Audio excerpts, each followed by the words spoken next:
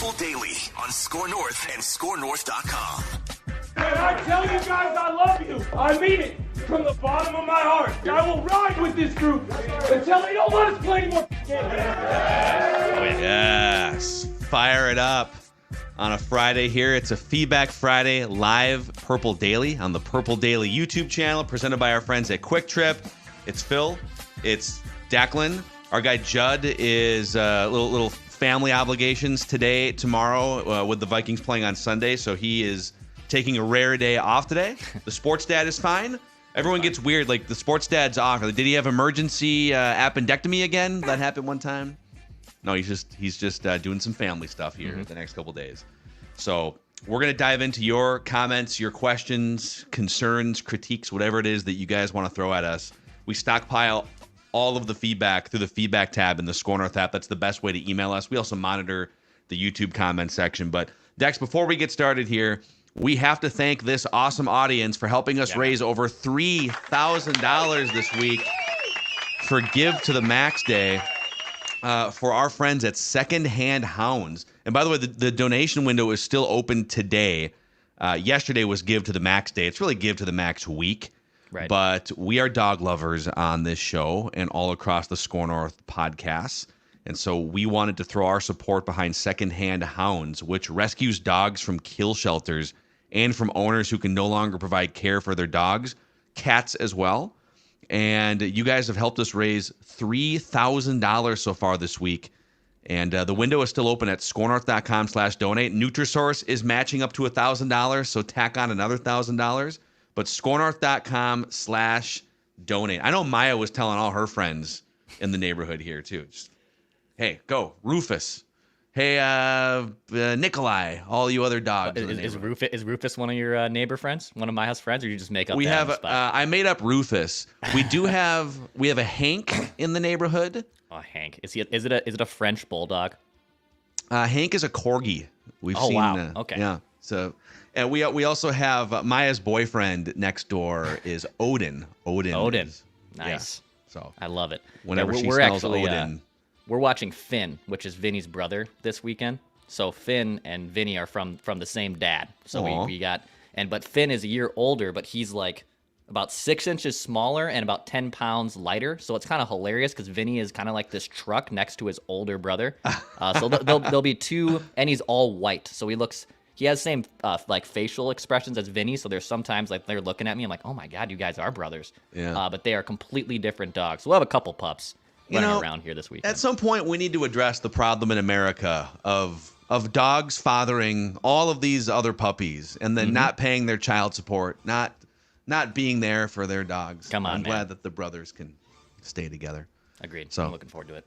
Thank you guys. Thank you to Nutrisource, scorenorth.com/donate. All right, Dex, let's get into some of the feedback here.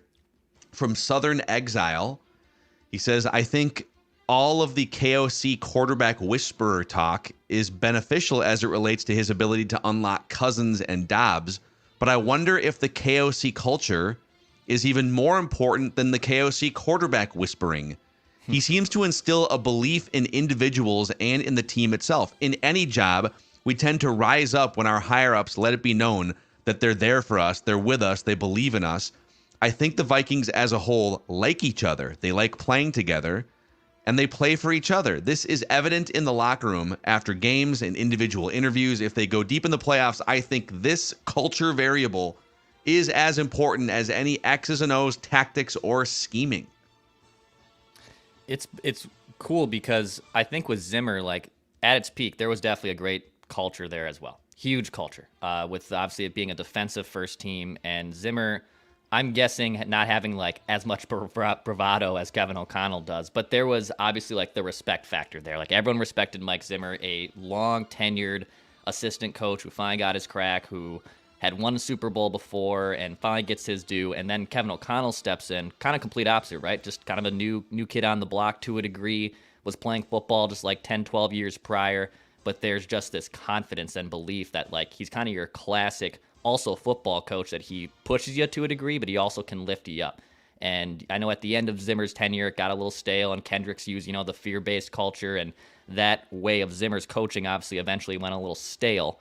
But KOC just has this belief, like, he's just a normal guy that, and we've joked about this before, but like, you can have a beer with Kevin O'Connell. I don't know if I can have multiple beers with Kevin O'Connell because I don't know if he'll find me as interesting as he does with his football players. Well, he's at one, and then he'll just like signal for the tab. Yeah. Just cash I thought we were going to be here. I told my wife we were going to be here for a couple hours. Tap out here. But I do think it's interesting that the guy brings up the point of, yes, he's obviously like a great quarterback and offensive minded coach, but the winning culture part, like how many coaches like that deserve to have a coaching job because they obviously are smart and they're capable, but don't have a culture. They don't have any, Josh McDaniels is a smart X's and O's football guy, but that guy clearly has no idea how to run a locker room. That's clear. It's human connection, really, is what we're talking about. Like Josh McDaniels is a great example where, okay, things are going kind of south by the way, for the third time. And I'm counting the Colts thing because like he opted into that job and then because he just has no idea how to just connect with humans. He's just like does the sociopathic thing and goes back to New England and leaves all these people without jobs. But the minute that things start feeling a little rickety with the Raiders and they have a team meeting and we're going to air out our grievances, they all just turn their eyes to Josh McDaniels and bitch about him and stuff. If Kevin O'Connell, this is my guess, when Kevin O'Connell walks out of that locker room, I don't think 53 guys are complaining about him. When Josh McDaniels walks out of the locker room, clearly everybody and some of his assistants were complaining about him. And, Mike Zimmer had a much different approach to culture building, but you're right. People do forget the first 4 years. It was less of bro hugs in the locker room after a game culture, and it was more of a militant culture. Yes. Yeah, there you go. And so I think it made it a little bit less sustainable. But there's different ways to build culture. Kevin O'Connell has clearly, to Southern Exile's point, gotten everyone to believe that, they as individuals are great and we as a team are great. And even after 0-3 and 1-4, forget about the noise. Like, we know how good we are. To keep everything together during moments of football crisis it's really hard to find that in a coach, and the Vikings have found that. And, KOC brought this up with us when he joined, like right after getting the job. And he talked about the time, the Rams won the Super Bowl 2 years ago, but they went like 5-6 weeks without a win, right? I think they went all of November and like into December without winning a football game. And same thing with the Vikings starting 0-3 of, all right, this is a bad start. Even on this show, we're like, should you tank? Should you start selling off pieces by the trade deadline? And credit to him, man. Like, it is easy. Once you get 0-3 in the NFL, we've seen all the statistics. You do not make the playoffs. Your chances of making them are slim to none. And he's regrouped. I mean, the Vikings are now in the driver's seat after having, like a 9% chance or whatever it's been after 0. Like, that is culture. That's not just luck. That's not just, like, kicking your way into a couple different wins. That is a culture-setting thing that you guys aren't going to get down on yourselves, and we can regroup here. Yeah, we should go back and find the percentages at 0-3. It was like there's like a handful of teams in the last 25 years that have come back from 0-3. And the Vikings are halfway through November and have already like completely changed those odds. Aren't they like 70% now to make the playoffs or something? I mean, I even saw the list here, and I don't know if maybe we'll get back to this on feedback and the more of the feedback, but like the quarterbacks they face, especially if Joe Burrow's hand is like broken or out significantly, it's kind of like last year. It's similar to last year where you're going to be playing like backup to mid, even low tier starters the rest of the way outside of Jared Goff. According to playoffstatus.com, which I have no idea if this is a credible website, but it's one of the first ones that pops up, the Vikings have an 83% chance to get to the first round of the playoffs. And then they have, well, you know what? I'm going to save some of these other percentages because there is a Super Bowl related question later that I remember. Okay. So we'll tease these Super Bowl percentages for later in the episode. By the way, if you maybe you're just stumbling into Purple Daily for the first time, if you could do us a favor as we look to build this incredible community of Vikings fans all around the country, all around the world, click the like button and the subscribe button on the Purple Daily YouTube channel. And over on the Apple and Spotify side, if you're listening to this on demand, if you could give us a 5-star rating and a positive review, it just helps spread the word about Purple Daily, where we just want the Vikings to win a Super Bowl before we die at some point. Ken Engel chimes in here, Dex. He says, if the Vikings make the playoffs as the 6 or 7 seed, so if they don't win the division but they get in as a wild card, they're likely to play either at Philly, Detroit, or San Francisco. Judd predicted the Vikings would win a playoff game, So which of those three teams do you guys think the Vikings have the best chance to beat in a playoff round? Philly, Detroit, or San Francisco on a road trip?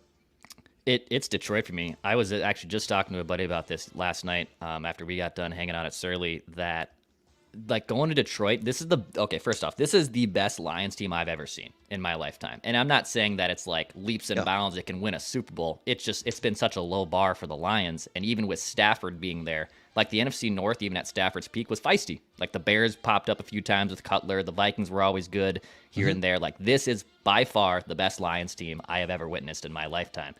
But it's also beatable. Like going to Detroit and winning a playoff game, in my opinion, it's tough, but it's not tough going to Philly. It's not as tough going to Philly, not as tough going to Santa Clara. It's a completely different game. You can go into Detroit, and if Dan Campbell, who loves to go for it on fourth down, and he definitely has that group playing good football, he can also sabotage a game pretty quickly. We also saw that him doing that here in Minneapolis last season when he decided to kick a field goal instead of not going for it, which he loves to do. So going to Detroit, to me, on Wild Card Weekend, not a scary place to play, in my opinion. It's an easy place to get an upset win. Yeah, it's also kind of an unknown atmosphere. Like, you know that at this point, Philadelphia has been so good for so long, Super Bowl champion 6 years ago, and they redo it. And now they're one of the best teams. Like, you know, that's just a raucous, really hard atmosphere. Detroit, we've only seen snippets in my life going back. I was born in the mid 80s, and it's also the best Lions team I've ever seen. I guess there might have been like a 1993 Lions team with Barry Sanders, and like they had pretty good defenses, right. But we don't have like a great idea of what that atmosphere is going to be like. And also just in terms of a matchup, right now I still think Detroit is better than the Vikings, but they're going to play each other twice. We're going to get to see what this looks like.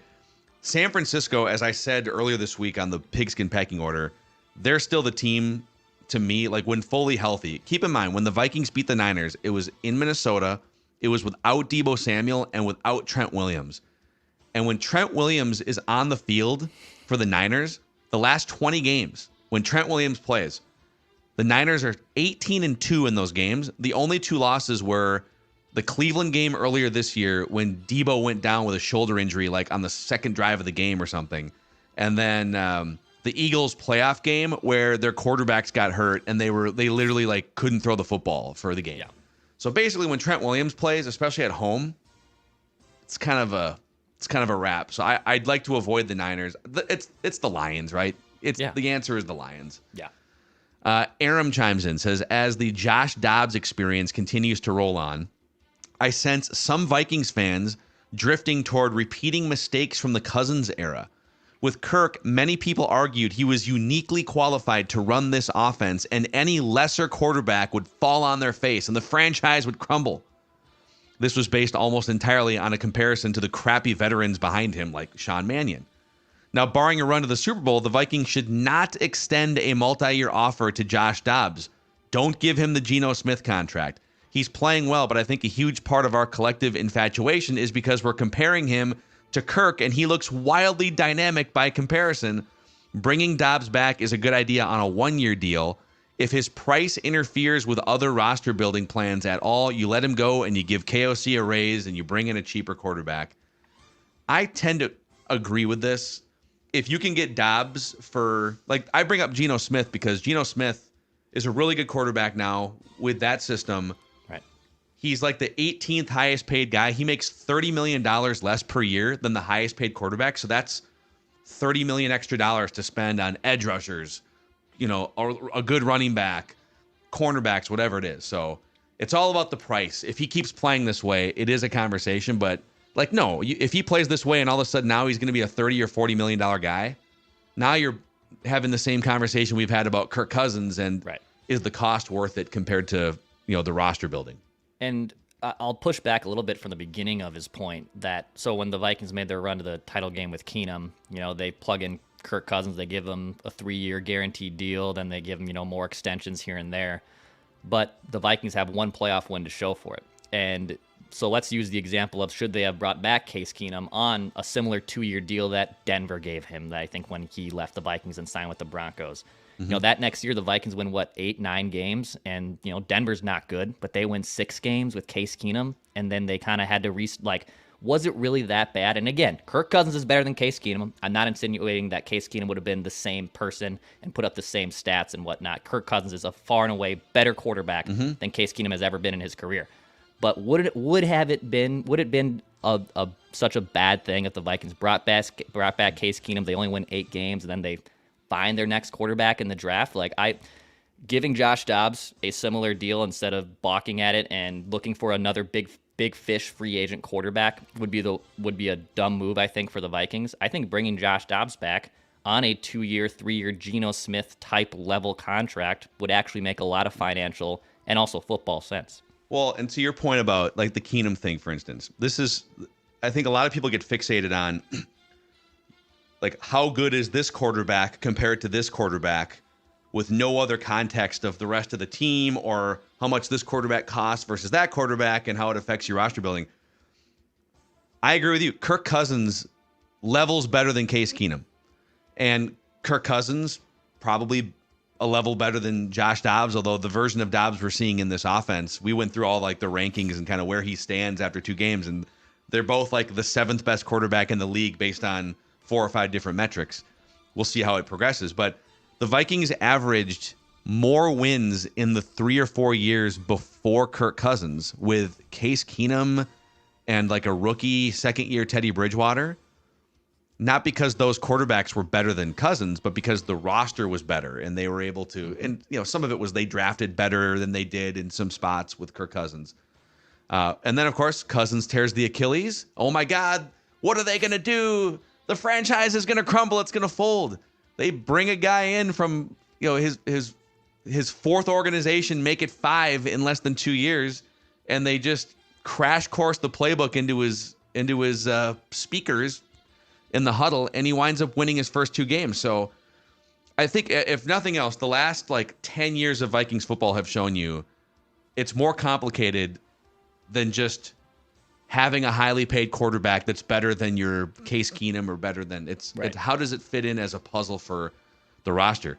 It's a 53-man roster. And that's the funny thing I hear from when people get on me or us for ripping on Kirk for a game or Vikings lose, you're blaming Kirk. It's a 53-man. There's 53 guys on a team. Right, there's 53 guys on a team. So why should one guy who's not Patrick Mahomes make 15 to 20% of a salary cap? You're telling me it's a team game, right? So if everyone's equal in terms of how they impact a football game, which isn't true either. So it's all dependent on it's how good is Dobbs in this system, and then what is his market price going to be once he hits free agency in 5 months from now. And probably nothing short of getting to a Super Bowl is going to price you out of Josh Dobbs, or Josh Dobbs will price out the Vikings. Unless he takes this team to the Super Bowl and and the Vikings are forced to give him, Joe Flacco money. Flacco got that fat contract after winning the Ravens a Super Bowl. Outside of that, Josh Dobbs is going to have next to no leverage to say, I want also a 3-year fully guaranteed 80. That's not going to be in the cards, dude. Yeah. So it's not going to be a thing either, in my opinion. I do want to pop this one up here because people who type in all caps always. Peter Love says, because he's only second to Mahomes in touchdowns, yards, and completions, he earned his money. If you think touchdowns, yards, and completions are what makes a quarterback a winning ingredient, then let me introduce you to Sam Howell. Doesn't Sam Howell lead the NFL? And let's pull this up, okay? Because Peter Love, let's go down this path, okay? Didn't Blake Bortles throw for 4,000 yards one year with the Jaguars a few years back? It's happened. Yep, it can happen. And maybe 30 touchdowns. So let's just go off of yards, back of the football card stats. All right, Peter Love, put your money where your mouth is, guy.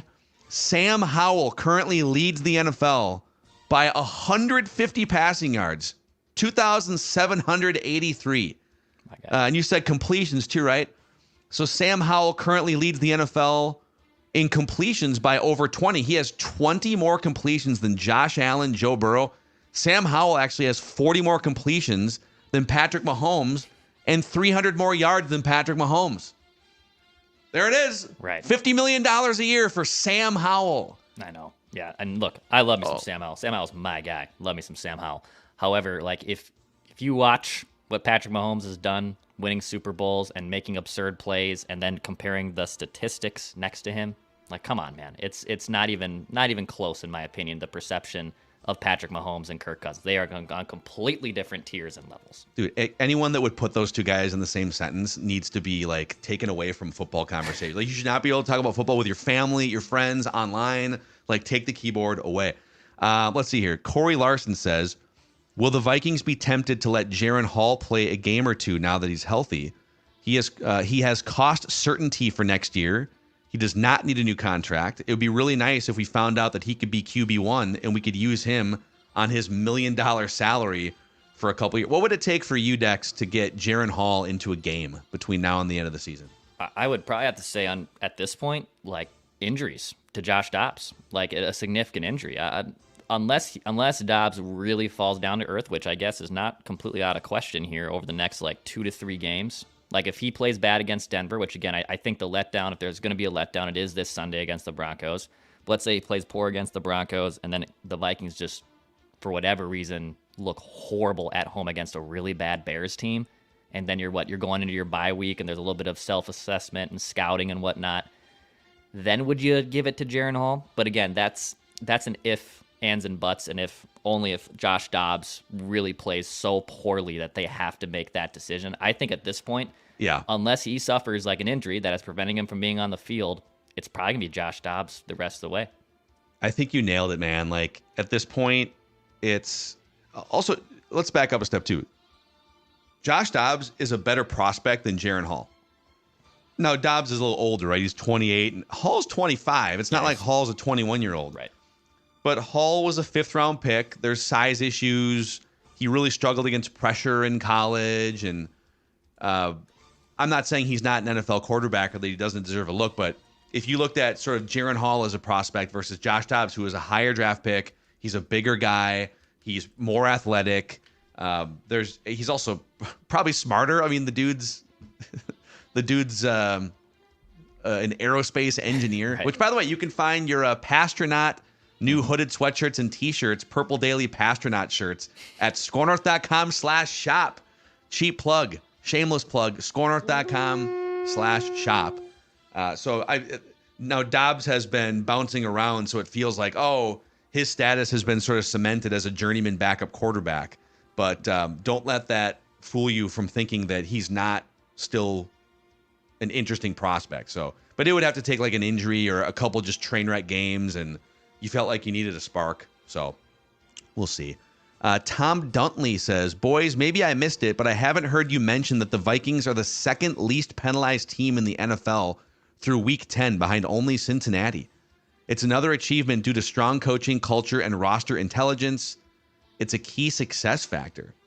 I'm going to trust Tom Duntley's research here that they are the second least penalized team. They were one of the lowest penalized teams last year for at least the majority of the season, too.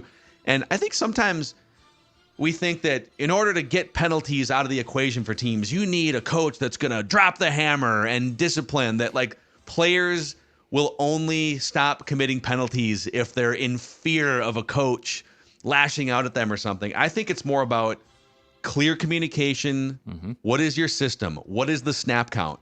What like position coach communication, organization, everyone knowing exactly what they need to do beforehand. What is the snap count? All that stuff. And it felt like toward the end of the Zimmer era, it was kind of just like guys didn't trust coaches. There was not clear communication. Zimmer didn't pay a lot of attention to offense. Thus, 3 false starts on the first drive of the game in 2021, first drive of the season. So I just think Kevin O'Connell seems, it's not like fear-based coaching. It feels like he's very communicative and organized in the way that he structures things. Yeah, it's definitely a product of good coaching and communication. You know, they've had some untimely penalties, right? That Brian O'Neill one that got called back for holding on the Ty Chandler touchdown, like that one. Now, brutal time for a penalty there. And I think there was a similar one in the Niners game, if memory serves right. Like they've had a couple of really bad untimely penalties, but I've yet to really see like consistently same dumb bad penalties. And what I mean by that is false starts on the offensive line by Oli Udoh, or Cam Bynum maybe not turning around and getting a PI call all the time. They've done a really good job of not putting themselves in a hole, and it kind of feels like whatever team they're playing has gotten themselves in the penalty trouble. I mean, we saw it on last week with the Vikings too, when they were playing the Saints. Like, the Saints got in the penalty trouble, the Falcons got in the penalty trouble. Like, undisciplined football can certainly happen there. That has not been a thing with KOC, which is great. I mean, football fans are always on pins and needles anytime there's a 50-50 ball in the air that, oh God, please no flag, no flag, no flag. I'm still the same football guy that says that anytime that there's a ball heaved up. But in general, they've done a really good job of not beating themselves with penalties. On defense, I'm just going through on Football Database. They have like sorted penalty stats. The Vikings have only committed 3 defensive pass interferences. Wow. They only have 8 false starts in 10 games, which is... There's actually some teams with fewer than that. The Rams have 4 false starts in 10 games. Steelers and Lions have 5, but it's among the best marks. So you look at the top of the list, false start leaders: Bears, Panthers, Colts, Cardinals. It's like the dumpster fire franchises that are unorganized. And offensive holding, sometimes offensive holding can be more about just getting overwhelmed as an offensive lineman, or just like bad fundamentals and bad mechanics. The Ravens have a good offensive line. They actually lead the NFL in offensive holding penalties. Well, and that might be a product, too, of Lamar running all over the place. Right. Oh, he's changing directions, and, now I got a 100%. Before we dive into the rest of this batch of feedback, let's shout out our friends at Nutrisource, Dex. Nutrisource is the official dog and pet food of Score North and Purple Daily. Maya Mackey always with a big, goofy grin on her face when it's time to eat the same thing for every meal. If you had to eat the same thing for every meal and you were this happy, how good must that food be at Nutrisource? No kidding. Especially Vinny Boy with his crossed paws. Like if I have a dangling a treat, he just kind of the proper gentleman that Vincent is. He likes to cross his little paws and say, "Yep, I'll take one of those treats." And I know Stella the dog and Stella's buddy Ryder does the same thing. So yeah, our friends at Nutrisource keep these pups very happy, very entertained. And yeah, I mean, for Maya Mackey to have the same face and the same reaction every time for that same meal, chef's kiss.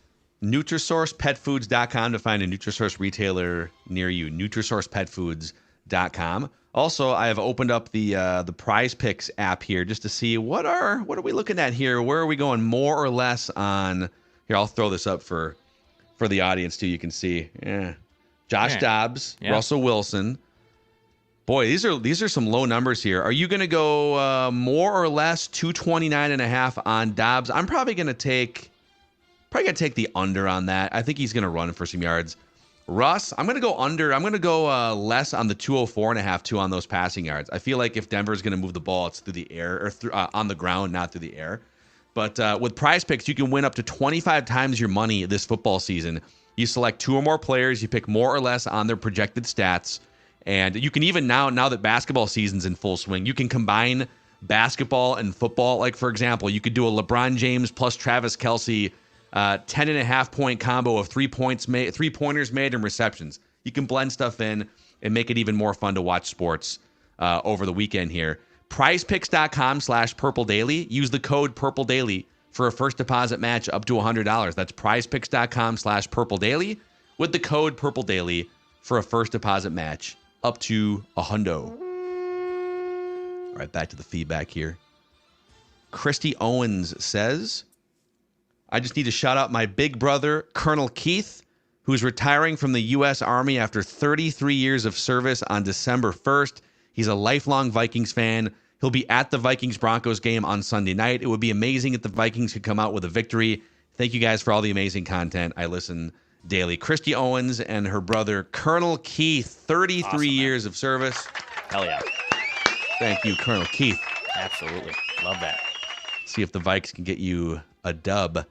Brett Lund chimes in and says, when are you guys going to read this article from Yahoo about Danielle Hunter being football's cleanest player? Did you see this?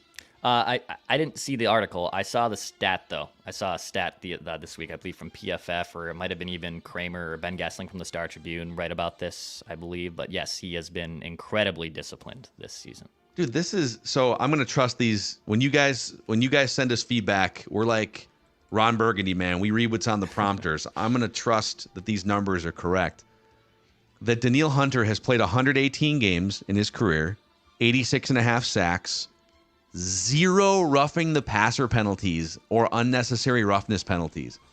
Only 8 penalties in 118 games for 52 yards. No fines. 0 roughing the passer penalties on one of the best pass rushers in the league over, a 7-8 year stretch. That's insane, isn't it? Well, yeah, especially with the league doing everything in their power to protect quarterbacks these days. Right. And honestly, rightfully so. You don't want to see a situation where quarterbacks are going down and dropping like flies, kind of like we saw in 2017. But it is incredible for a pass rusher of his stature to have racked up what I'm guessing somewhere near 80, almost 100 career sacks. I might be exaggerating a little bit there. 86.5 according to this. And not once. And that does include, QB knockdowns and hits and whatnot too. Like all of those that he has racked up, and he hasn't found himself one roughing the passer call is absolutely absurd in today's NFL. Yeah, I'm just real quick, since we're on the subject. I always think about when great players miss a chunk of time, like Bryce Harper in baseball missed a half a season. Mike Trout has missed some time with knee injury here and there, and you start to do the math. Like, man, if that guy would have stayed healthy for 15 years as a baseball player, would he have flirted with the all-time home run record or whatever it is, right? Danielle Hunter was the fastest player in league history, I think, to get to 50 sacks. I'm pretty sure that's correct. Let me just go back here. So he had, because he was healthy through 2019. So he had 6, 12.5, 7, 14.5, 14.5. And so he was 25 years old when he had 50 sacks in his career. And then he misses the full 2020 season with the neck injury. In 2021, he's coming back, trying to get back into the mix, and he misses over half of that season too. If you were to look and kind of like, here's the sack leaders all time. Let me just pull this up on Pro Football Reference. Career sack leaders. So he has 86.5. The all-time leader, and I'm counting unofficial. So Pro Football, they didn't log sacks until 1982. Right. And sometime in the last 10 years, the NFL or Pro Football Reference had someone go back and just watch games from 1982 all the way back. Hey, go tally sacks. We'll trust you. All right. So some of these numbers are unofficial for the old school players, but the all-time record for sacks is 200. To crack the top 10, you need to get to Michael Strahan at 140 sacks. So if you were to give Danielle Hunter, he's at 86.5, it says. If Pro Football Reference says 82, I'm going to use the 82 number because that's the website I'm on. Let's give him 15 sacks, because he was 15-15. Let's give him 15 more sacks in 2020. So that's 97 sacks. And then another half season, let's give him 7 more sacks in a half season. So that gets us to 104 sacks if he hadn't missed a year and a half with injuries. He would currently be 50th, tied for 50th on the all-time list. And he would be 40 sacks away from top 10 all-time. And he's not even 30 yet. And what's even more bizarre is he was a part-time player when he first got drafted. Yes. His first, he did not. If you still have it up in front of you, I do. His game starts weren't really consistent right until 2017. He started one game his first 2 years. So he was like a third down rusher, basically. Yeah. Right. Yep. He was just a freak athlete that got after quarter. So even you factor in that beginning part of his career, and now he still got those sacks. So that's awesome. But imagine if that guy was even a starter playing every down those first few years. I mean, you're talking about a guy that would probably even be able to pick up some of those sacks he lost in 20 and 21.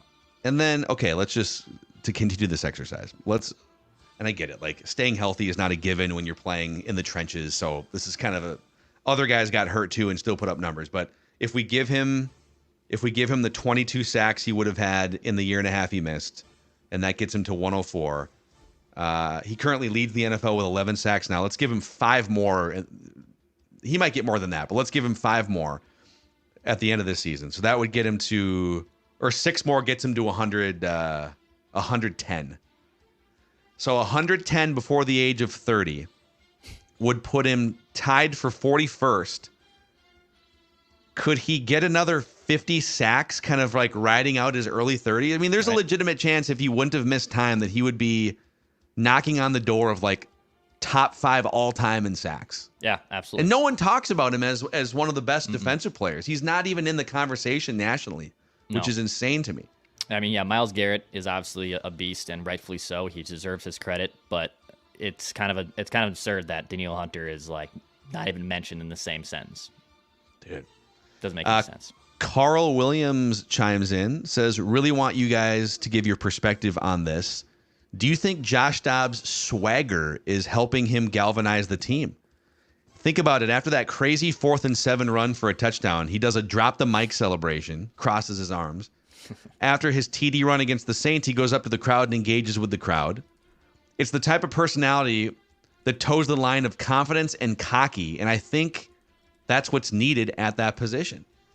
You know, Kirk is, I don't know if Kirk's not cocky by any means. He's confident enough to be an NFL quarterback, but that Netflix docuseries Quarterback really shined a light on how dejected and down on himself he would get.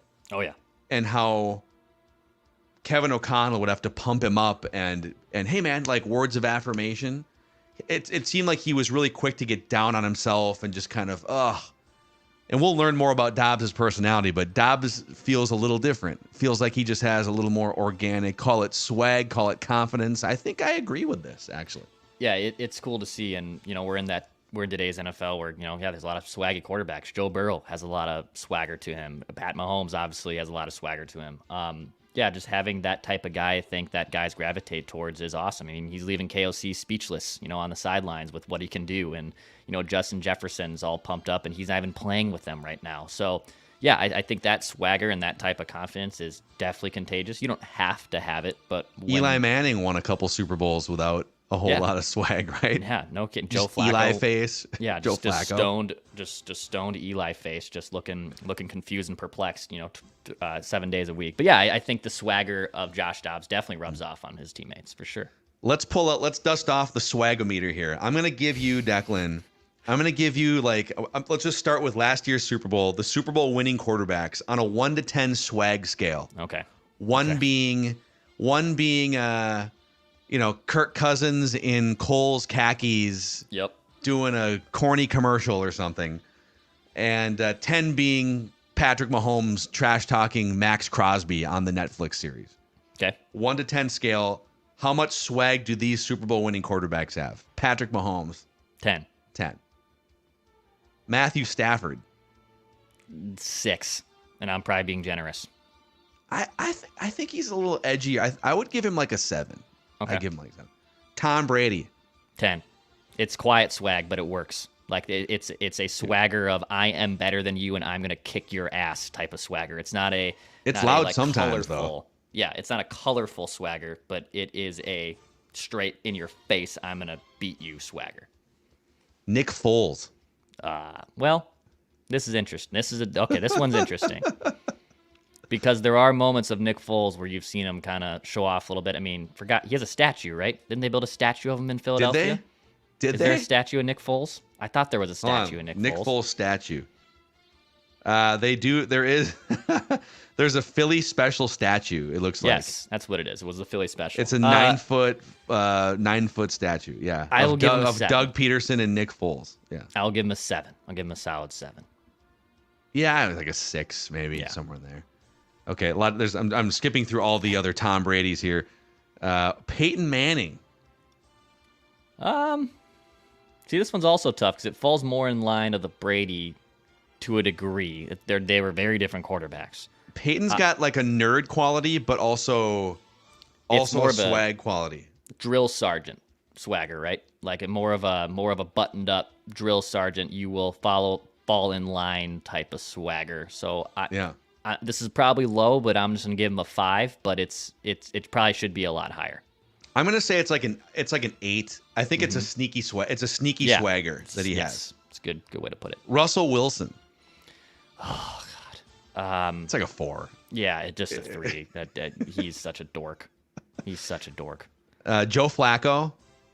2. Yeah. Eli Manning. 1. Yeah. 1. Very easy here. And then I'll give you 2 more. Aaron Rodgers. 9. There's a lot of swag with Aaron Rodgers. I think it's a little fake sometimes, but it's like an 8 or a 9, but it almost borders on insecurity masking itself. Yep, there's some phoniness there, but there's a lot. I mean, the double check, the in-your-face type of person he is, it's high for me. It's probably a 9. And then Drew Brees. 3. Yeah, it's a little more subdued. Yep. Kind of. I think he's an incredible. 4. I think he's a really good leader, and he won a Super Bowl, and he had an incredible career. But yeah, it's not necessarily not really a colorful swagger. It's more of a fall in line and I'll lead us swagger. Yeah, Joe Namath. 10. I can't 10, right? That jacket and that lifestyle, absolutely. Predicting a victory. When we walk into 3-Jack in the North Loop, it's like Joe Namath with very swaggy feeling when you walk into 3-Jack in the North Loop. That's how I always walk into 3-Jack when I book those tea times where I get those loaded nachos. I just put on the sunglasses and I'll say loaded nachos, please, which you can see on the YouTube screen right there. Again. Please. And I'll have another, absolutely. Great tap list. You can go to 3-Jack to book that simulator bay. And also, maybe you're planning a holiday get-together with the friends or the family. 3-Jack can host private parties from 12 to 200 people. Okay, so if you're looking to get together with friends and family this Christmas season, I should say, go to our friends at 3-Jack. And also Purple Daily guests who mentioned they heard this ad on Purple Daily. You get a free pint with any menu purchase item like those loaded nachos that we love. So go to 3Jack and 3jack.com to learn more. Also, hey, if you guys are maybe you're listed on the injury report this week, you're dealing with the back thing or whatever it may be, knees, shoulders, hips, Summit Orthopedics can help you out, get you from questionable to probable, perhaps. No referrals are needed, and they offer same-day appointments if you're really hurting. Summit Orthopedics offers walk-in urgent care 7 days a week, 8 a.m. to 8 p.m., 25 locations in the Twin Cities. You can learn more at summitortho.com. Summitortho.com. All right, I got one more for you here. Okay. It's the one that I teased earlier from Dustin Leffler. It's great that Dobbs is doing well, and he is thus far a success story, but can we quit fooling ourselves that the Vikings have anything greater than a 1% chance to get to the Super Bowl, let alone win the Super Bowl? Sure, they'll probably make the playoffs, and they might win a game or two, but what does that get them? I'll tell you what it gets them. Stuck back in the middle with a draft pick too high to move up to go get one of the 2 best quarterbacks. This season needs to end in a Super Bowl to be successful because otherwise we missed a golden opportunity for significant roster adjustments. He didn't say tanking. He did say significant roster adjustments when both Jefferson and Cousins got hurt. How do you feel about this? So Dustin represents, I think, a shrinking faction of fans that are still like, no, we should be. If you're still hoping for a tank at this point, I don't know, man. Like, do you not have any joy in your life? Yeah, that's the thing here. Because I weighed this option too, and especially when they got off to more the poor start, not necessarily the Kirk injury, but they're winning games and it's fun. And yeah, you have to ride kind of this consistent Vikings wave of never being bad enough to tank, never being good enough to be in the Super Bowl conversation, or at least not, or going to Super Bowls, I should say.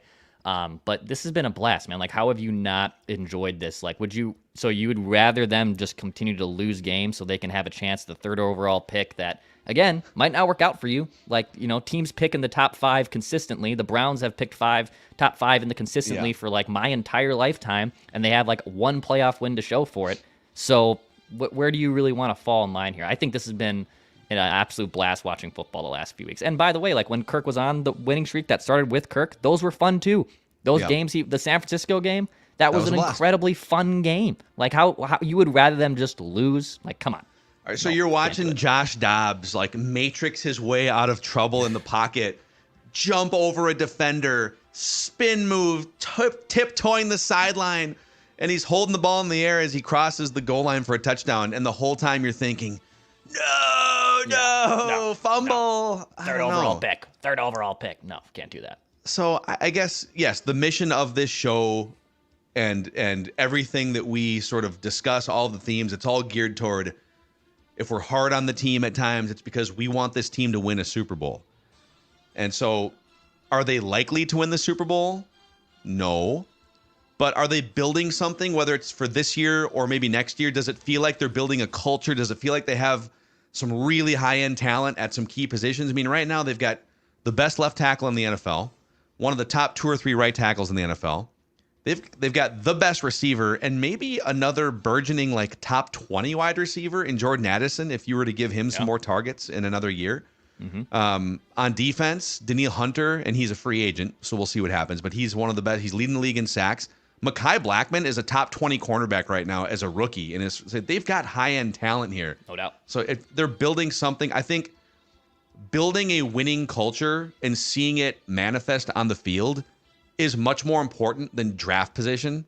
Yeah. So I think we're just seeing like this culture coming out of adversity. But on the actual chances to win the Super Bowl, let's go back to our friends at playoffstatus.com. Playoffstatus.com. So they have a 3% chance to win the Super Bowl and a 6% chance to get to the Super Bowl. The odds to win the Super Bowl are 1, 2, 3, 4, 5, 6, 7, 8, 9, 11th. 11th most likely team to win the Super Bowl behind the Eagles, Chiefs, Lions. They love the Lions here. Yeah, they do. Ravens, Jaguars, 49ers feels a little low. Browns, Steelers, Dolphins, Seahawks, and then Vikings tied with Cowboys at 3%. Vikings have a 15% chance to get to the NFC Championship game. Yeah. And the NFC is so weak too, so I mean that also helps. Like if the Vikings were in the AFC, I think I'd be singing a little bit of a different tune. Like the AFC is just although Burrow loaded. might be out for the season now. That's true too. Yeah, it might be a problem. And the Bills are not the powerhouse we thought. They're outside the playoff picture. It's like the AFC, it's like attrition and a couple teams falling out looks pretty wide open too. But so we'll see. Hey, thanks for hanging out with us today on this live episode of Feedback Friday presented by our friends at Quick Trip. Purple Daily is a place where we, like we said, just want the Vikings to win a Super Bowl before we die. We'll see if they can keep this thing going here Sunday night. So tomorrow we'll hit you with our official picks for this game. And then Sunday Night Football, we're going to hit you with Vikings Vent Line live right after that game is over. So if you haven't, maybe click that bell notification button too on the Purple Daily YouTube channel so you can be alerted when we go live and post new content. But yeah, that's a wrap on Feedback Friday here live on the Purple Daily YouTube channel. We'll see you guys tomorrow. Hey, everyone. As you know, as we've been talking about on our podcast throughout the Score North network of content, Give to the Max Day is this Thursday. And here at Score North, we're throwing our support behind Secondhand Hounds. You all know that we're here, huge dog people. My dog, Maya. We got Declan's dog, Vinny. Stella with Judd. And so Secondhand Hounds is a nonprofit animal rescue based in Minnesota that provides safe shelter for our furry friends. And Rachel Myros is here to talk about what a great cause this is. Whether you're a dog person or not, we'd love to just hear more about the work that Secondhand Hounds does. And for the people that go to scorenorth.com/donate, that's scorenorth.com/donate, sort of where that money goes to and what does it help with, Rachel? Thanks for coming on. Oh my gosh, thanks for having me. We also do cats. So even if you're not a dog person and you're a cat person, you can raise money for this cause. But we're a nonprofit animal rescue based in Minnetonka, but we operate all over Minnesota. We take in animals that are usually from high kill shelters or puppy mill situations and bring them to Secondhand Hounds where they find foster homes. They're giving all the vetting they need done, and they live with fosters until we find them their forever home. We rescue about 3,000 animals annually, and we also do a lot of like other social services for pet owners who are struggling to keep their pets. We have the biggest pet food shelf in the state. We do respite foster care for victims of domestic violence. We also do a lot of work on tribal grounds and tribal communities just to do spay and neuter to reduce overpopulation. So although rescue is a huge part of what we do a lot of other stuff too to just try to make the world a better place and save some animals while doing it. Yeah. What's your background with animals? Oh man. So I've been an animal nut since the very beginning. My parents joke that my dog that was in the family when I was born was my older sister. So like, if that gives you an idea, we consider Maya to be our daughter. Yeah. So yeah, exactly. Right. Totally. They still refer to my dogs as their like dogters. I'm like, oh gosh, you guys are special. But I've always been an animal lover. I knew I wanted to do something with animals my whole life. And I was, thrown into the world of animal rescue in college, just started volunteering and fell in love with the concept, met my first pit bull and couldn't get enough. So, I thought what better thing to do at 23 and then 7 months pregnant than start an animal rescue in my basement. So it maybe wasn't the best idea in the beginning, but it's turned into this amazing, incredible, passionate, solution-oriented organization that I'm super proud of and happy about. There's also just like, it's so heart-wrenching to think about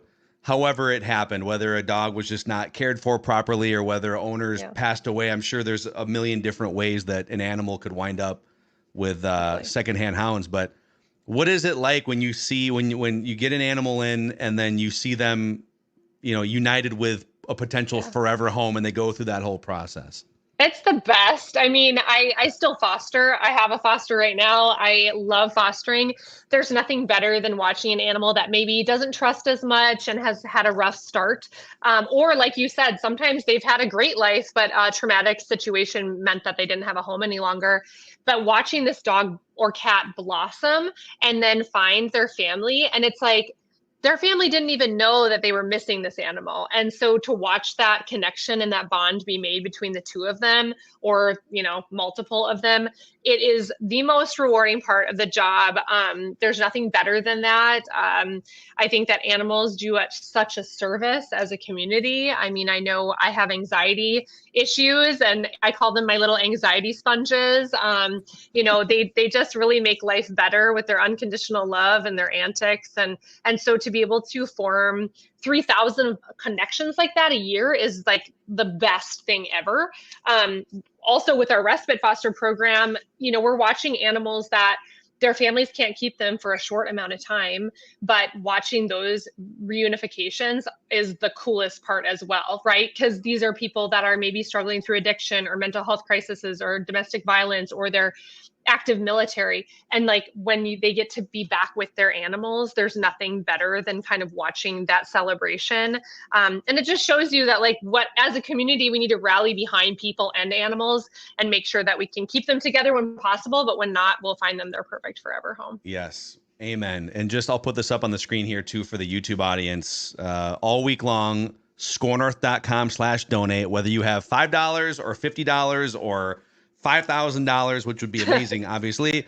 We're just encouraging all of you animal lovers out there to pitch in however much you're able to. And by the way, our friends at Nutrisource are going to be matching up to $1,000 raised. So we thank them for that. Scorenorth.com/donate. Any just final words from you, Rachel?